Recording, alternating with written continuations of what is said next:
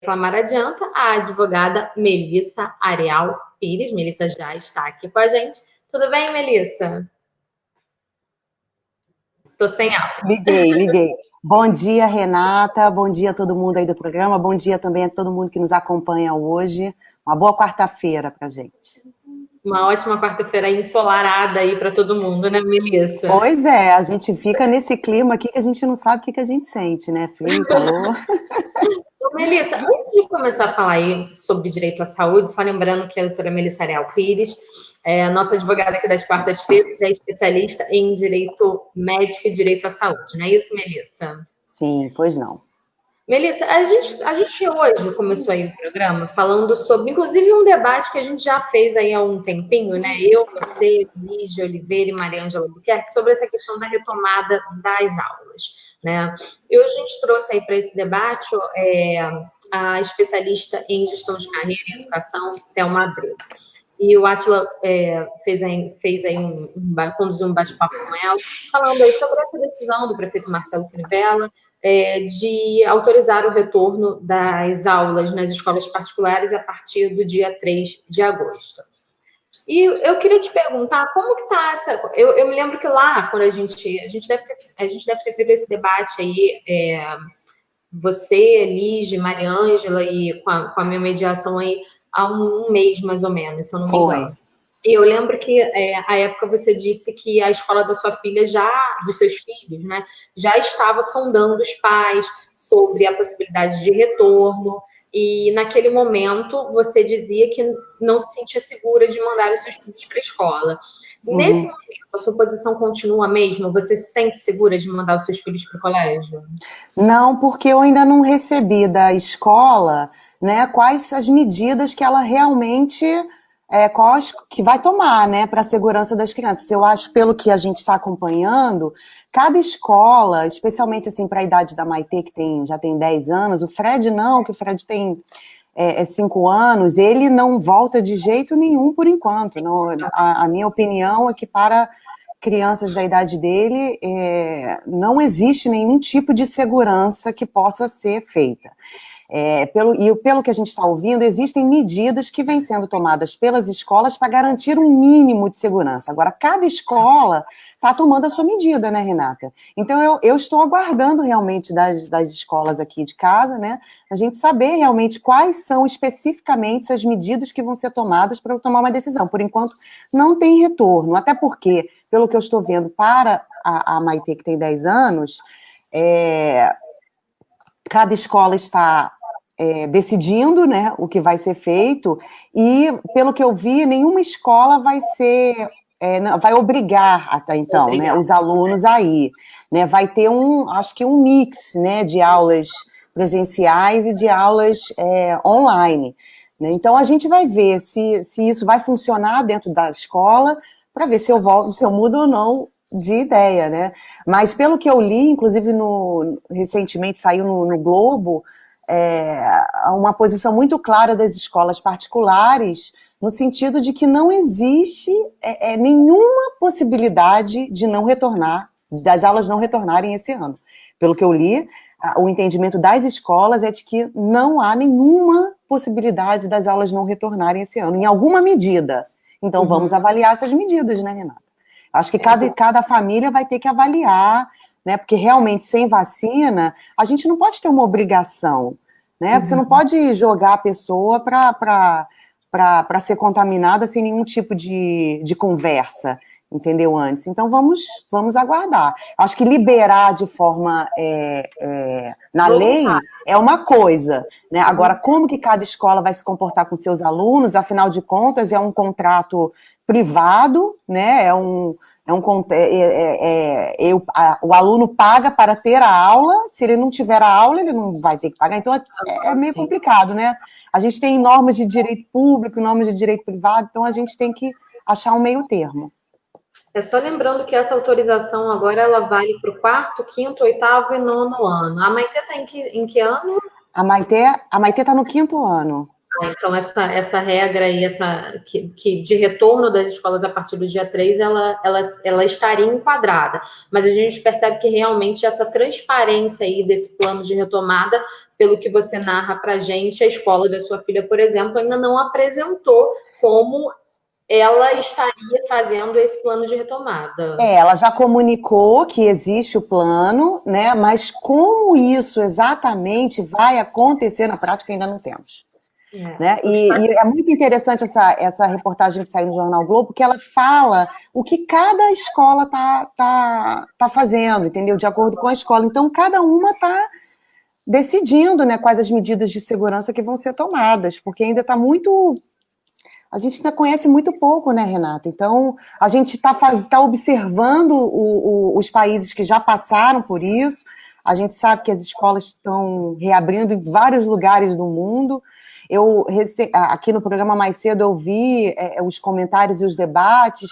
A gente fica realmente preocupado de não ter a vacina, né? Mas a gente tem o direito à educação, que também a gente tem que avaliar, né? A gente tem o direito à saúde, então temos que achar um meio termo para esses dois direitos que não podem ser desrespeitados. Exatamente. Não, e ainda tem um outro debate, Melissa, que assim, é algo que pessoalmente tem me preocupado muito, que assim, a gente ainda não teve por parte da prefeitura, teve, mas aí se voltou atrás, um plano de retomada das escolas municipais. Assim, o prefeito aí do Rio de Janeiro já informou que até o final dessa semana ele apresentaria esse plano de retomada das atividades das escolas municipais. E aí, mais uma vez, assim, eu acho que essa pandemia, ela trouxe à tona, a gente sabe que a gente vive num país onde as desigualdades são muito grandes, mas eu acho que a pandemia, ela escancarou mais uma vez isso. E se você retoma agora com as aulas das escolas particulares e deixa para retomar, deixa para pensar numa retomada das aulas públicas daqui a 1 mês, 2 meses, esse abismo, que já é gigante, ele vai ficar cada vez mais profundo. Então, assim, eu acho que tem tantas variáveis envolvidas nisso, e eu vejo só discussões muito superficiais, sabe? Eu aqui tô dando palpite, tá? Porque eu não sou especialista nessa área de educação. Tô dando palpite. Mas, assim, eu acho que as discussões que a gente vê são discussões muito superficiais, são análises muito superficiais. Ninguém tem ninguém vem com uma resposta para a gente, tá, mas e aí, o que pode ser feito? Tudo bem que a gente também vem muito em busca de respostas, né, Melissa? A gente quer resposta para tudo. E a gente está passando... E a gente não tem resposta para essa doença, né, Renata? É um negócio complicado. Então, nesse momento onde a gente não tem resposta, o que a gente tem são interesses. Né? Aí a gente tem que ver o que cada um está falando, a gente tem, né, nessas discussões, todas as discussões, inclusive em plano de saúde, né, que a gente sempre debate aqui, tem os interesses dos planos, tem os interesses dos consumidores, tem o interesse da agência, e como é uma questão nova, né, ninguém, a princípio, a gente não pode dizer que ninguém está certo, né? Porque ninguém estudou ainda essa doença, a gente está estudando, e na medida que a gente vai estudando, a gente vai estabelecendo critérios, né? A gente vai estabelecendo procedimentos, que aí a gente tem condição de fazer uma lei, né? Porque para criar uma lei, por exemplo, a gente tem que estudar, por isso que muitas leis que foram criadas durante a pandemia foram questionadas, medidas judiciais que foram tomadas em primeira instância foram revogadas em segunda instância, né? Não que isso não existisse antes, mas a gente tem um momento, uma diferença hoje que é uma doença desconhecida. Sim. Isso daí é uma coisa que eu acho que todos nós pensamos aí de forma igual, né? A gente está lidando até então com algo desconhecido. A gente não tem certeza de nada quando a gente fala sobre coronavírus, né? Eu acho importante, Renata, a gente falar aqui todos os lados, né? Tudo que cada um, o que os professores pensam, o que as escolas particulares pensam. A gente está num momento onde a gente tem que construir um entendimento através do debate. Né? A gente não conhece ainda. Se a gente já conhecesse, né, muitos assuntos aqui já estão sendo falados há tanto tempo, por exemplo, a telemedicina. né, que é um assunto que já vinha sendo tratado há muito tempo, não tinha sido resolvido, aí com a pandemia veio, aí teve uma lei, né, o CFM se posicionou, o CREMES se posicionou, todo mundo se posicionou nesse momento de urgência, mas é um assunto que já vem sendo debatido, ó, há muito tempo. Agora, essa doença não. Então a gente tem que ter muito critério e saber ouvir todos os lados, todos os interesses para a gente poder construir um consenso. Verdade, concordo com você, Melissa. Agora falando aí um pouquinho sobre direito à saúde, eu separei algumas decisões judiciais para a gente conversar hoje aqui, Melissa, no programa Reclamar Adianta. Começar por uma decisão lá do Superior Tribunal de Justiça que obrigou um plano de saúde a cobrir uma cirurgia que não estava listada no rol de cobertura obrigatória definido pela Agência Nacional de Saúde Suplementar. Quem acompanha o programa Reclamar Adianta há mais tempo sabe que a doutora Melissa Ariel Pires sempre fala aqui com a gente desse tal rol de cobertura obrigatória da Agência Nacional de Saúde. O caso foi o seguinte, uma enfermeira, ela recebeu o diagnóstico de ATM, que é a degeneração da articulação da temporomandibular, e uma doença que impede alguns movimentos da mandíbula e que acaba ocasionando aí uma dor intensa quando você abre a boca para mastigar. Aí ela passou por alguns tratamentos frustrados e o médico recomendou uma cirurgia e agendou o procedimento para o dia 31 de novembro de 2014, lá em um hospital de Taubaté, no interior de São Paulo.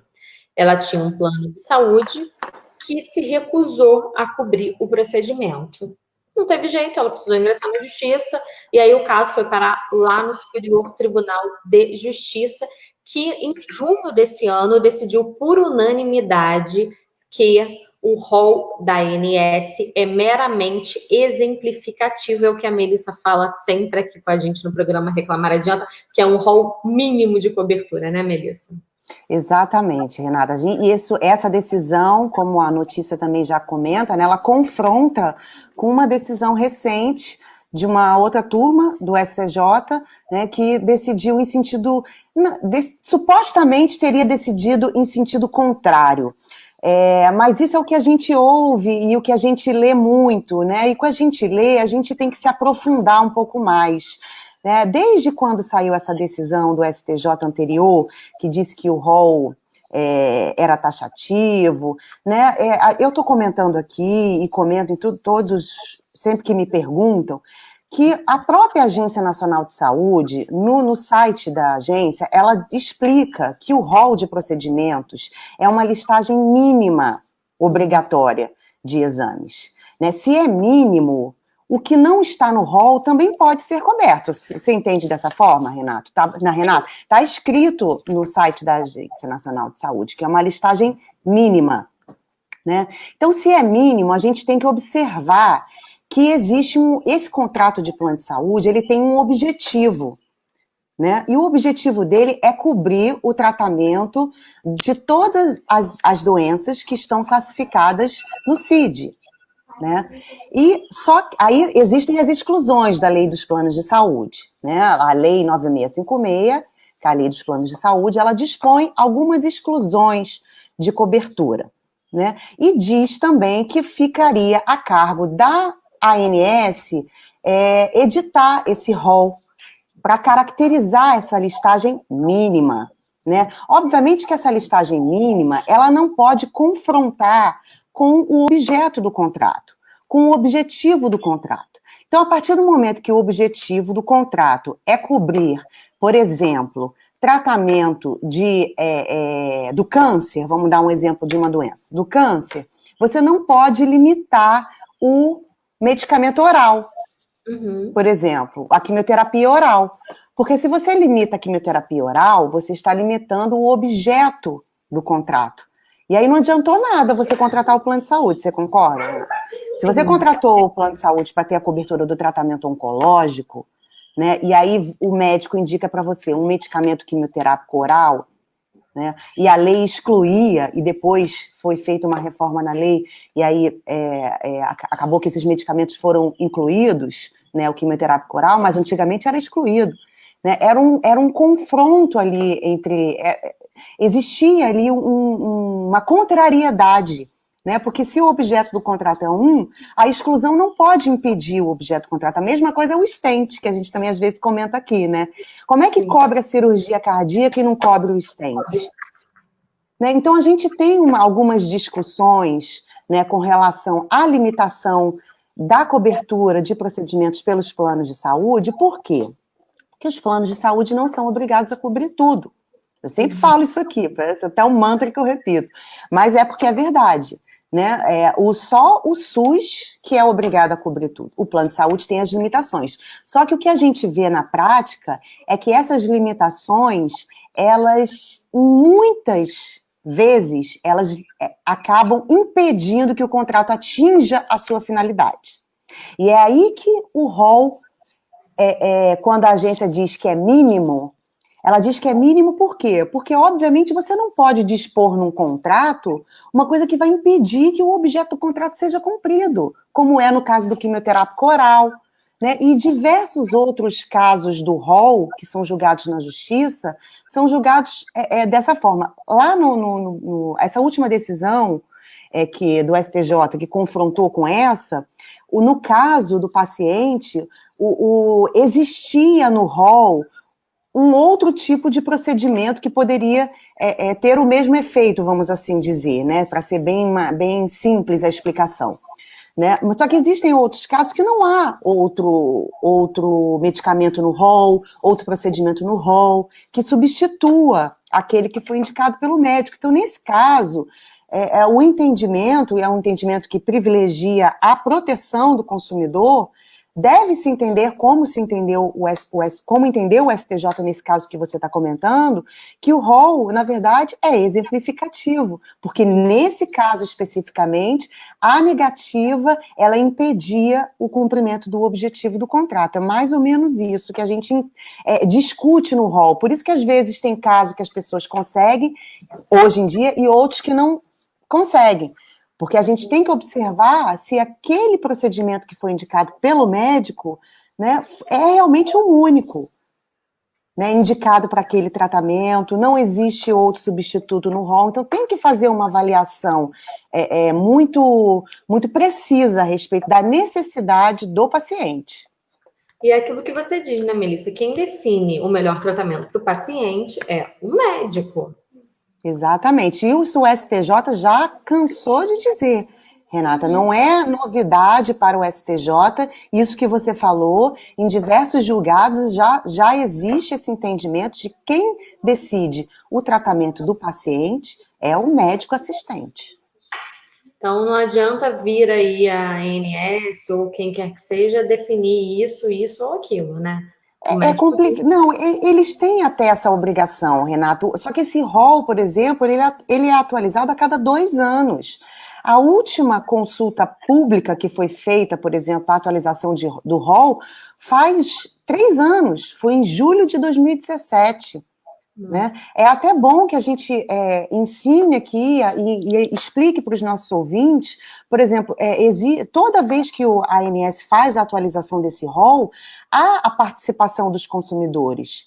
Inclusive, nessa última atualização, 53%, segundo o site da ANS, 53% da participação nessa consulta pública foi diretamente dos consumidores. Né? Nós, consumidores, temos todo o interesse em discutir esse rol, porque é esse rol que limita o nosso tratamento na hora em que a gente precisa. Né? Eu vejo muitas pessoas falando, eu nunca tive problema com plano de saúde, o plano de saúde sempre cobriu tudo.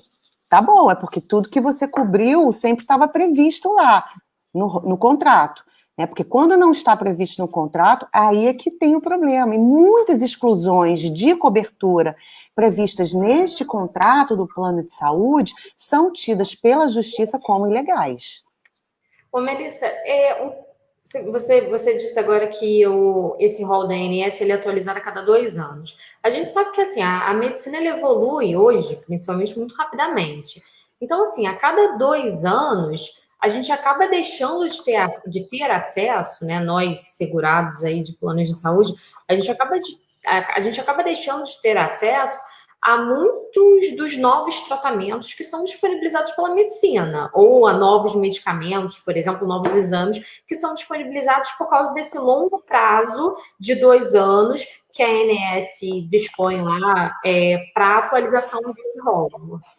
Exatamente, tanto que é um assunto que está sendo muito debatido agora, a questão da inclusão do teste sorológico da Covid, né, nesse rol de coberturas, porque é todo um trabalho que a Agência Nacional de Saúde faz, né, ela monta um grupo técnico para fazer essa atualização do rol, esse grupo ele é composto de órgãos de defesa do consumidor,